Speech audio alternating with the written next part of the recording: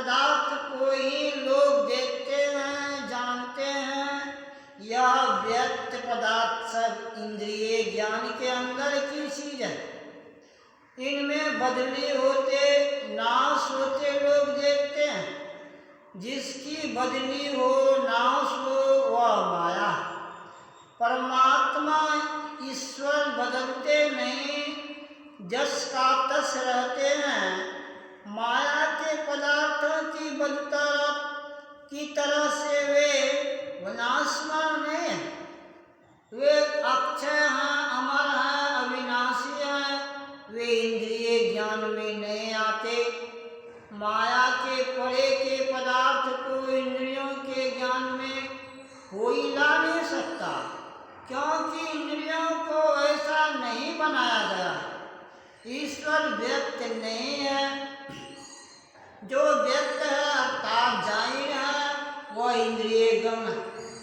ईश्वर इंद्रिय ज्ञान से बाहर, ऐसा वर्णन वेद में है। जो वेद को मानते हैं वे ईश्वर को मानते हैं। वैदिक ज्ञान, आस्तिक ज्ञान, यह तो वस्तु का निरूपण हुआ। ईश्वर कैसे मिलेंगे इसकी विधि है। इसमें मोटी बात है कि ईश्वर का भजन करो। ईश्वर का भजन करते करते जो ईश्वर अव्यक्त है वह व्यक्त हो जाएगा। इंद्रियों के द्वारा तो नहीं जान सकते हो, अपने से जानोगे। अपने तुम कौन हो? देह के संग प्रत्यंग में से कोई नहीं है, हो कोई इंद्रिय नहीं हो, मन बुद्धि नहीं हो। तुम आत्म तत्व हो, तुम आत्मा हो। आत्मा के ही आधार पर सभी इंद्रियां हैं। जितने शरीर हैं आत्मा के आधार पर। शरीर को पिंड कहते हैं, बाहर संसार को ब्रह्मांड कहते हैं। ब्रह्मांड लक्षणम सर्वदेह मध्ये व्यवस्थितम, अर्थात देह में संपूर्ण ब्रह्मांड है। बंगला योग संगीत में भी है, विश्व माझे जत कछु देह माझे देखा नारे। इसका बहुत बड़ा रूप है। हम लोग थोड़ा ही देखते हैं। जैसे पिंड एक नहीं है, वैसे ब्रह्मांड भी एक नहीं है। गिनती करके इसका अंत नहीं कर सकते। आकाश में बहुत तारे देखते हैं, चंद्र देखते हैं, सूर्य देखते हैं। ये सभी ब्रह्मांड के अंदर की चीजें। इसके जो सूक्ष्म कारण, महाकारण के भेद सभी ब्रह्मांड के। पिंड ने कहा, ब्रह्मांड ने कहा, इस सभी परमात्मा के ही आधार पर। इसका भी कारण है। होशियार आदमी जान सकते हैं कि सबसे पहले का कुछ होना चाहिए। सबसे पहले के पदार्थों को अधिक कुछ ससीम माना जाए तो उससे पहले का ससीम पदार्थ नहीं होगा, असीम होगा। यहाँ तक कि जो माया के फैलाव का है, माया के फैलाव में ऊपर नीचे दाएं बाएं लंबाई चौड़ाई आदि होते हैं। जो माया से परे है वह विश्व तत्व का फैलाव के अंदर की चीज नहीं है। माई फैलाव के बाहर होने के कारण माया में जो असीम और ससीम का ज्ञान होता है, इन दोनों से वह बाहर। माई फैलाव के परे है, ऐसा नहीं कि पहले से वह नहीं है, वह अवश्य है। जो अवश्य है वह ससीम पदार्थ नहीं है, वह माया के फैलाव से परे का पदार्थ है। ईश्वर का ज्ञान अवश्य मानना पड़ता, ईश्वर की स्थिति अवश्य माननी पड़ती है। लोग ईश्वर का ज्ञान समझ नहीं पाते हैं, ऐसा गंभीर उपनिषद में आया है। वायु को भुवनम प्रवेशो रूपम रूपम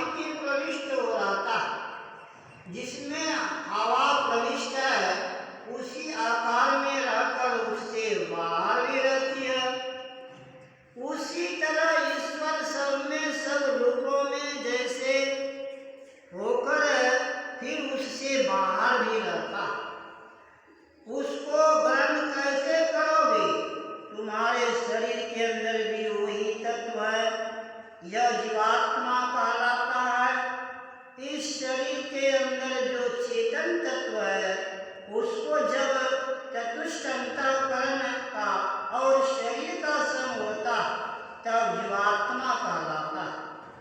जीवात्मा कोई एक ही चीज नहीं है। अपने को फुटाकर समझो तो इन सब से पृथक है। जैसे घर से सब कुछ हटा दो तो क्या बचेगा? शून्य को कहीं से हटाया नहीं जा सकते। उसी तरह शरीर, इंद्रिय, अंतःकरण सभी हट जाने पर आत्मा बचती है।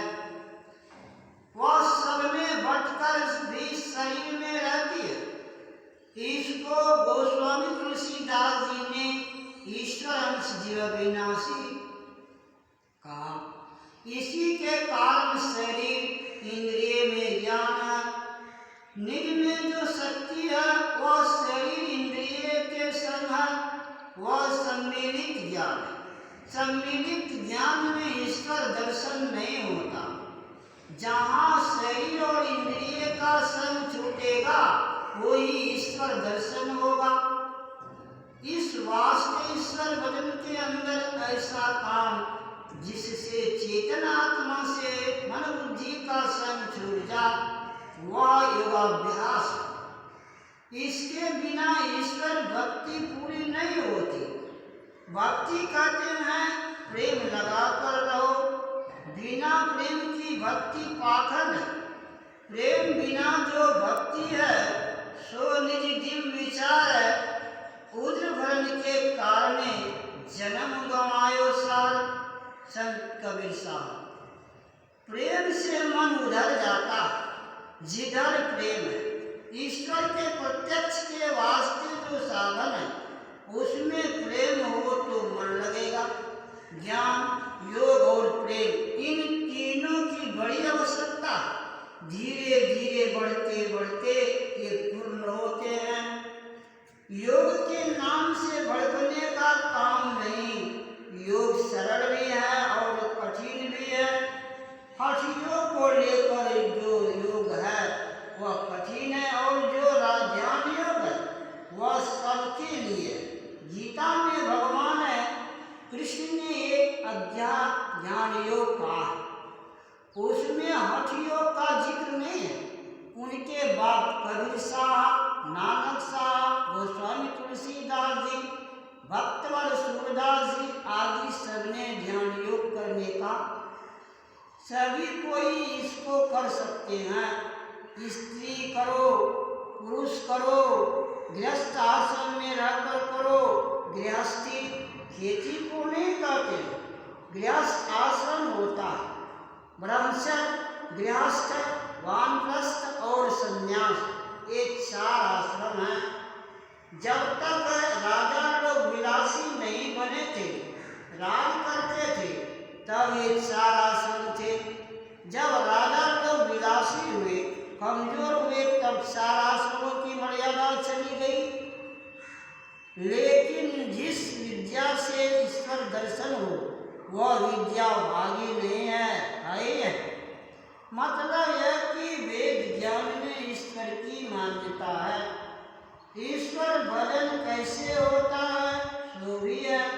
ईश्वर दर्शन इंद्रिय संग में रहकर नहीं है। इसको त्यागने से होता, ध्यान करने से होता।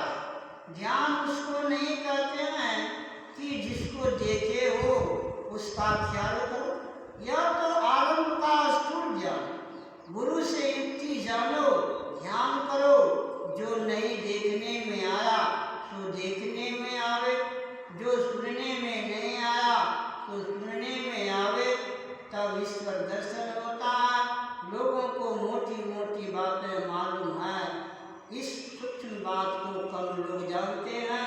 इसी का प्रचार हमारे गुरु महाराज करते थे, हम लोग भी इसी का प्रचार करते हैं।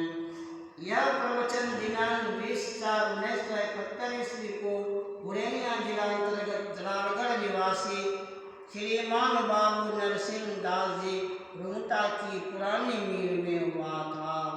श्री सद्गुरु महाराज की जय।